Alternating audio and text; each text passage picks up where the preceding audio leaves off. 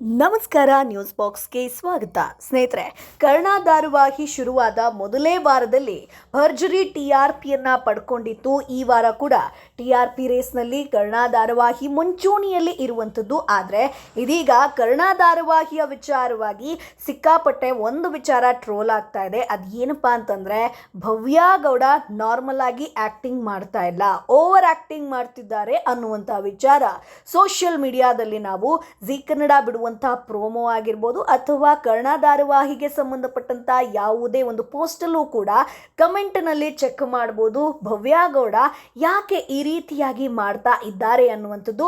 ಇನ್ನೊಂದು ಕಡೆ Karna doctor real ಲೈಫಲ್ಲೂ ಈ ರೀತಿ ಇರಬಾರ್ದ, ಬಿಲ್ಡಪ್ ಜಾಸ್ತಿ ಆದರೂ ಕೂಡ ವೀಕ್ಷಕರು ಈ ಒಂದು ಧಾರಾವಾಹಿಗೆ ಕಳೆದು ಹೋಗ್ಬಿಟ್ಟಿದ್ದಾರೆ.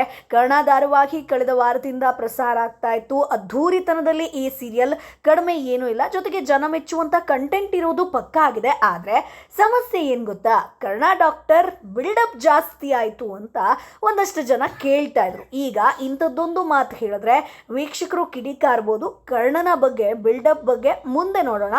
ಆದರೆ ಅದಕ್ಕೂ ಮುನ್ನ ಈಗಿನ ಜನರ ಮೈಂಡ್ಸೆಟ್ ಹೇಗಿದೆ?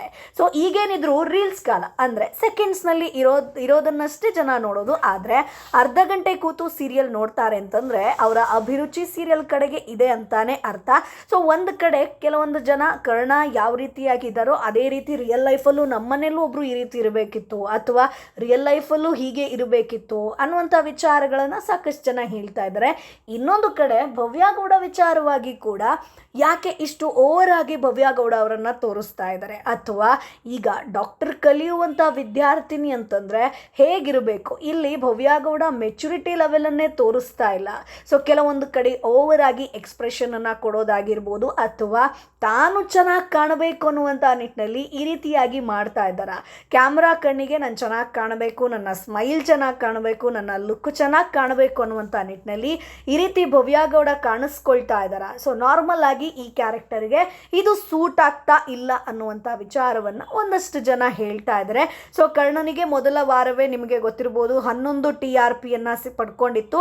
ಅಂದರೆ ಕರ್ನಾಟಕದಲ್ಲಿ ಕರ್ಣ ಸೀರಿಯಲನ್ನು ಕನ್ನಡಿಗರು ಮೆಚ್ಕೊಂಡಿದ್ದಾರೆ ಅನ್ನುವಂಥದ್ದು TRP ವಿಚಾರದಲ್ಲಿ ಗೊತ್ತಾಯಿತು ಸ್ನೇಹಿತರೆ. ಜೊತೆಗೆ ಕರ್ಣ ಸೀರಿಯಲ್ ಕತೆ ಕೂಡ ಅಷ್ಟೇ ಚೆನ್ನಾಗಿದೆ. ಅಂದರೆ ಪ್ರೀತಿ ಅನ್ನುವಂಥ ವಿಚಾರ ಬಂದಾಗ ಅಲ್ಲಿನ ಆಡಿಯನ್ಸು ಕೂಡ ಇದ್ದಾರೆ.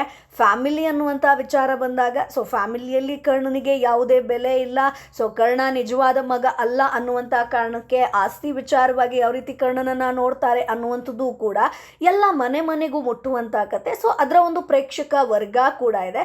ಸೊ ಹಾಗಾಗಿ ಎಲ್ಲವೂ ಮಿಕ್ಸ್ಡ್ ಇರೋದ್ರಿಂದ ಕರ್ಣ ಧಾರಾವಾಹಿಯನ್ನು ನೋಡ್ತಾ ಇದ್ದಾರೆ. ಇನ್ನೊಂದು ಕಡೆ ಕಿರಣ್ ರಾಜ್ ಆಗಿರ್ಬೋದು, ಭವ್ಯ ಗೌಡ ಆಗಿರ್ಬೋದು, ನಮ್ರತಾ ಗೌಡ ಅವರಿಗೆ ಸಿಕ್ಕಾಪಟ್ಟೆ ಫ್ಯಾನ್ಸ್ ಫಾಲೋವರ್ಸ್ ಇದ್ದಾರೆ. ಸೊ ಹಾಗಾಗಿ ಅವರ ಒಂದು ಫ್ಯಾನ್ಸ್ ಫಾಲೋವರ್ಸ್ ಕೂಡ ತಪ್ಪದೇ ಈ ಧಾರಾವಾಹಿಯನ್ನು ನೋಡ್ತಾರೆ. ಬಟ್ ಇಲ್ಲಿ ಈಗ ಭವ್ಯ ಗೌಡ ವಿಚಾರವಾಗಿ ಒಂದಷ್ಟು ಕಮೆಂಟ್ಗಳು ಬರ್ತಾ ಇರುವಂಥದ್ದಂತೂ ನಿಜ.